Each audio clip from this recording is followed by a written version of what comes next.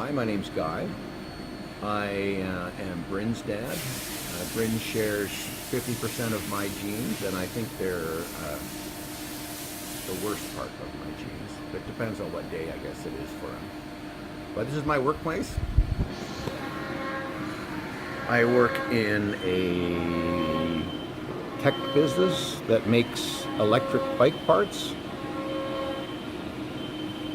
So for all those e-bikes you see whizzing around the street and going all over the place at 30 kilometers an hour, running all over old ladies, we make all the little parts. So we make the computer chips, we make the battery systems, we make the throttles, we make the torque arms, we make our own motors, and we do it using 32 different people that are employed here, and the average age is probably about 26 to 28 years old. Most kids are out of the technical programs, but we've got like marketing and bookkeeping kids. So what I'm going to do is I'm going to show you a little bit around and just get them to tell you what their advice is, because my advice is probably not very good, because I have something called CDD, which is career deficit disorder, which means I've changed my careers every 3 years.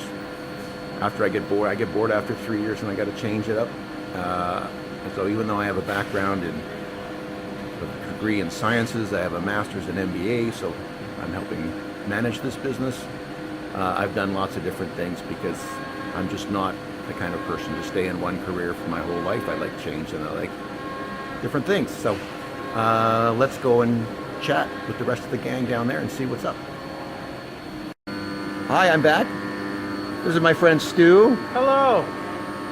And Stu, what do you do? Well, I think my title would be a general electronics manufacturer, but depends on the hour, really. Right now, I'm helping finish the assembly of a motor controller we produce. People love it. And it's made in Canada. Let's see, can you see the little logo there, made in Canada, right there? Right there. Stu, how did you get here? How did I get here? These are high school students. These are high school students. Any advice on the career-wise? Finish high school. Do what you like doing. I go home and I work on electronics. That's why I took this job, because I like working on electronics. And you don't necessarily need school for it, but you need a passion, and go ahead and try it. You need to just convince someone they want to be around you for 8 hours. And for some... Okay, here we go. We got the table here. We have Cole, and we've got Kevin. And you guys are fresh out of school, right? Yeah. Okay.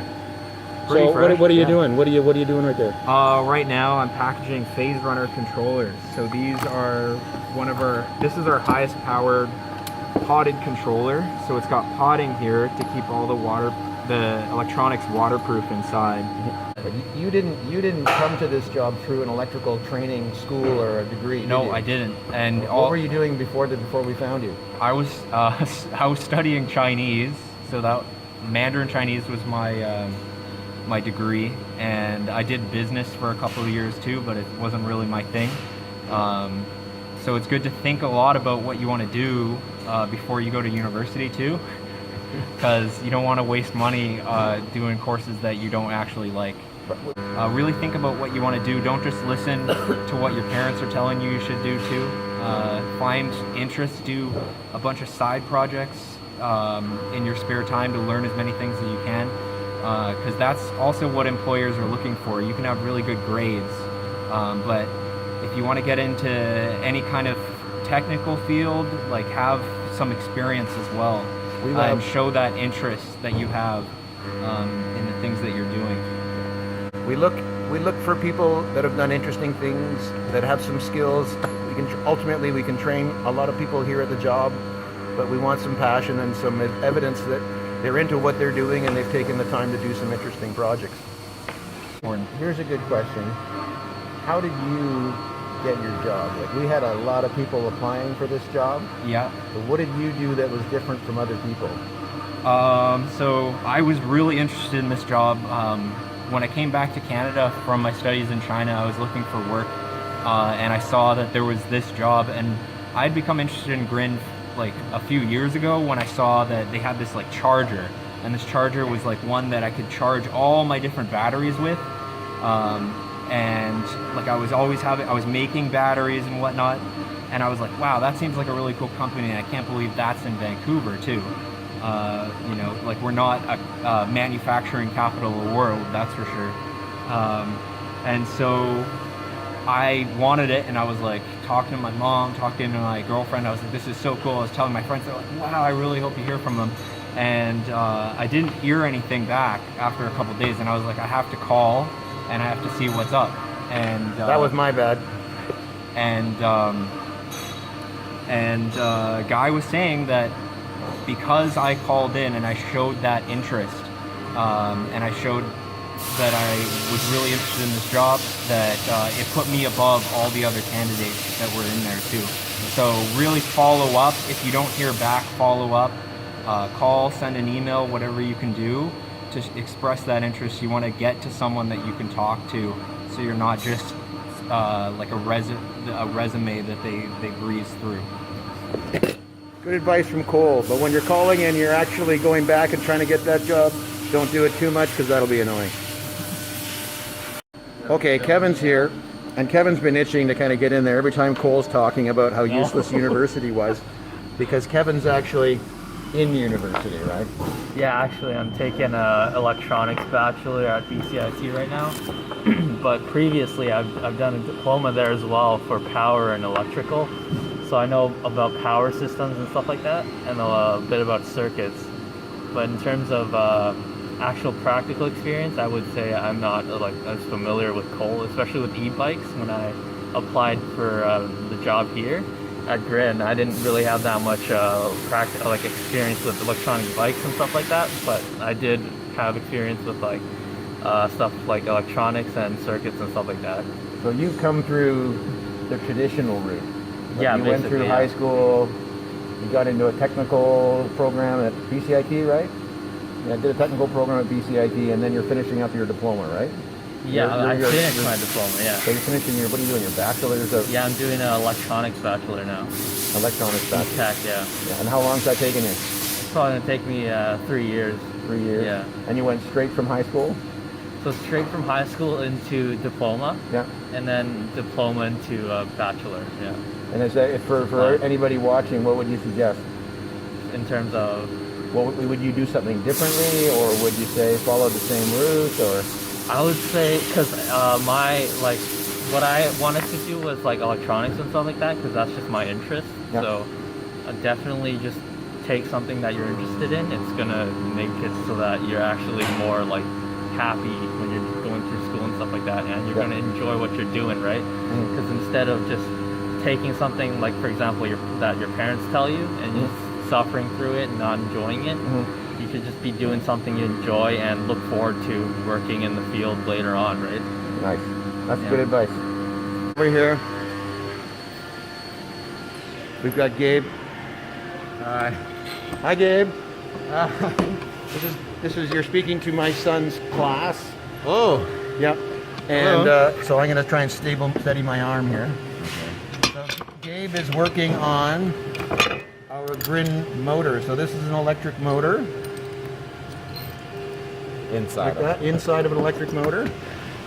And this is another, you can see our little logo there. This is a Canadian manufactured right here in Vancouver Park. But you're not Canadian. No, I am not. Where are you from? I'm from Trinidad and Tobago in the Caribbean. Nice. And you're here on a Co-op. co-op program. Co-op programs, awesome. It's a way to go to school and get some practical experience at the same time. The employment ratio out of a co-op program is what, Dave? Like 99%. 95% for my year, and that's a long time ago. 99% for Gabe. Yeah. So co-op programs are a great way to get a job. What do you got? Do you have any advice for these kids that are about to kind of look at different careers? They're all grade 11s, so they're kind of starting to look. We're grade 10. Is it grade 10? Anyway, they're going to start looking at careers. Advice? I mean, I know you're just starting, but Yeah. My advice would be besides watch what links you click in an email. Definitely think about the circle you have Yeah. when you just get into school and you're looking for friends at university.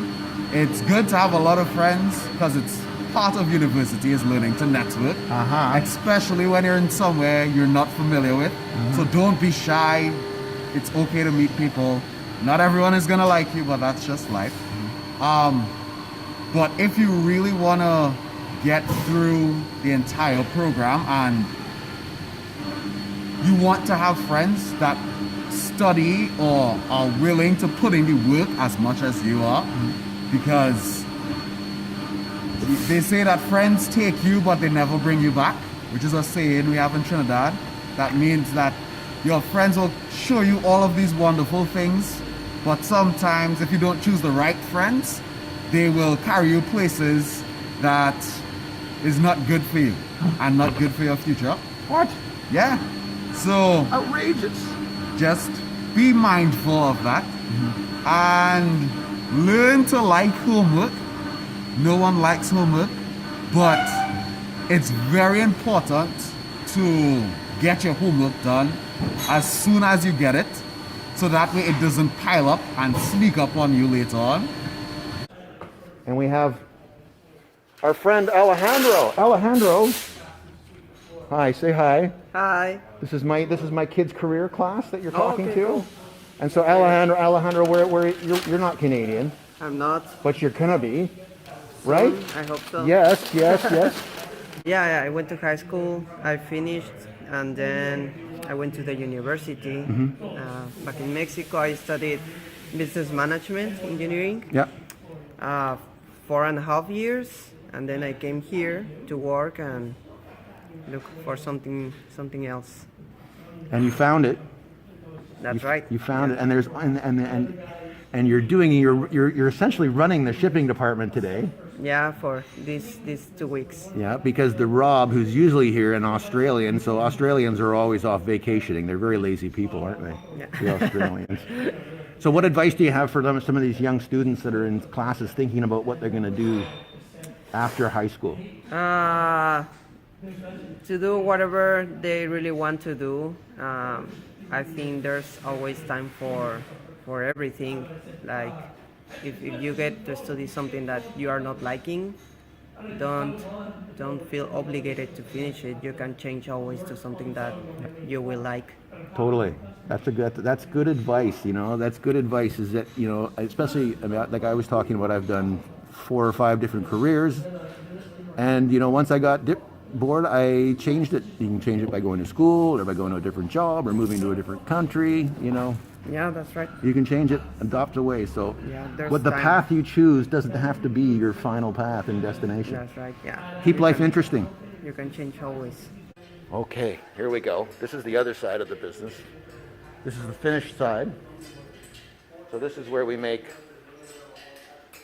all the wheels.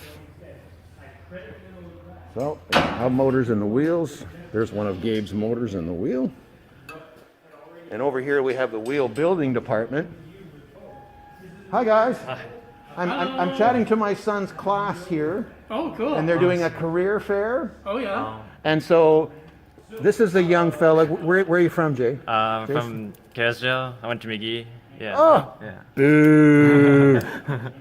And what are you doing? Just building wheels, pretty much. Yeah. Just building wheels. Just building wheels. Jace is learning the techniques of weaving. Is it weaving? What are we calling it, Robert? Lacing. Wheels. So we lace all these wheels. All those wheels there. And he does it under the tutelage of Robert, wheel building master. Robert, you're a Sage Wiley veteran. What advice do you have for a class full of kids thinking about? Stay away from the bike business. So this is Robbie. Hello. Robbie is one of the owners of Grin, and he's back here working Doing a quick front suspension overhaul. Yo! On my lunch break. God, that sounds great. Oh, he's just saying that. He's saying that. Just saying that. Once you're the owner, the lunch break is whenever you like it. It's true. It is really nice. Robbie, from a group of young people, Yeah. you know, being where you are, hold on, my hand, you're wobbling my hand here. There we go. What advice would you give these turkeys that are just starting? They're kind of grade 10, grade 11, thinking about career paths. Yeah. The world needs artists, engineers, scientists, everyone. There's a place for everyone. We need makers. Yeah, well, yeah. Get dirty with your hands. Get dirty. That's fun. That's a good piece of advice. And try stuff. And failure is learning. So don't be afraid to fail. And don't be afraid to choose the path that feels right. Totally. And Yeah. Pete. Hey, hello Pete. class. Hi there. There's nice Pete. to meet you. Hi, Pete. Testing e-bike parts, advice. You're asking for advice? Yeah, these guys are sitting in a classroom. They're getting all types of really successful people talking to them about lawyers and doctors and all this kind of stuff. Like, so what kind of, I mean, Yes. from your background. Well, I don't have any advice for achieving success. I mean, Not success. How about like just surviving? no, you're not supposed to know what you want to do at this point in life. If anyone says that you need to plow ahead full steam, forging a career right out of high school, I disagree. I think it takes time. I think you have to learn more about yourself before you know what you want to do in the world. And it took me a lot longer than high school, that's for sure. Yeah, it takes it. Okay, here we come to the front office. The front office, that's Rose. Rose is ducking. Don't duck, Rose. Hey, Lynn, you're available, aren't you? Yeah. This is my son's career class. Oh, is this? Yes. This is my son's career class. Hi, Go on. how are Hi, you? career class. Hi, So, hey, Lynn, you're an engineer. I am. You are an engineer. And I so am. you went, how did you get to here? From my friend who's also working here. Her name is Nicole. So I just got a good friend. So You went and you came from, where did you come from? You went from, Halifax. you went from China to Halifax? From Halifax to Vancouver. And you did your degree in, what did you do your degree in? Electrical engineering. Electrical engineering. Did you like it? I do. It's really fun. How did you know you wanted to be I don't know, like in all my electrical friends, engineering? all my friends they go to electrical engineering, so I was like, electrical engineering it is. So that's how you choose it? Because all your friends were going there? Yeah, well, I like programming too. Yeah. And so how did you learn you like programming? Is it something that you were exposed to at school or a hobby? Yeah, like the first year class, everybody's having like the same class, so you got like a bit touched to everything. So you know what you like in the first year, so you choose your major the second year after that. Nice. Here, so, hey Lynn, I'm going to show your screen here. Can you see that? Can you see that? That's numbers. It's complicated numbers, isn't it, Helen? Very complicated. So we developed that software, We did. right? To make your job easier. Yeah, absolutely. Oh, good. It's Nicole. Any advice for the career class? And how, like, your particular path, how did you get here? First of all, you're an engineer. Yeah, electrical engineer. Hey, Lynn's an electrical engineer. That's why they have the cushy office spaces. So how did you get here? How did you know you wanted to be an engineer? Oh, I don't know. I liked math and physics and all that. Uh-huh. Yeah. And that you said that led you into engineering. Did you go straight from high school into engineering? I did a year in architecture, and I didn't like that, and then I switched to engineering. So you can switch, no Yeah. problem. Oh yeah. You don't have to be in the same thing all the time. No. Yeah, If you don't like something, don't do it. yeah, change. Yeah, for sure. That's a good thing. Change, you can always change. Yeah. And now we finally managed to get hold of the head cheese. Justin, this is Bryn's class, their career fair buddy. Yo, class. Hi, class. And so we've gone around to everybody else that works for you. Mm-hmm. And they've all said horrible things. I believe every word of it. Horrible things. But you've got some advice for these guys. They're sitting in a class, grade 10, 11. My advice is terrible. It's okay, it's bad. Skip school only if you're going to go to the library to study chemical engineering books to learn about making fireworks and explosives. Don't bother getting your degree. At the end of the day, what matters is the stuff you learn in school and that you care about learning and building your knowledge base that way. And if you're going to set out on a career path of your own making, you can believe in what you know. You don't have to believe in credentials to prove that you know something or not. My God, that's it. That's from the guy. That's from the very guy. Thanks, buddy. All right, sorry, teacher.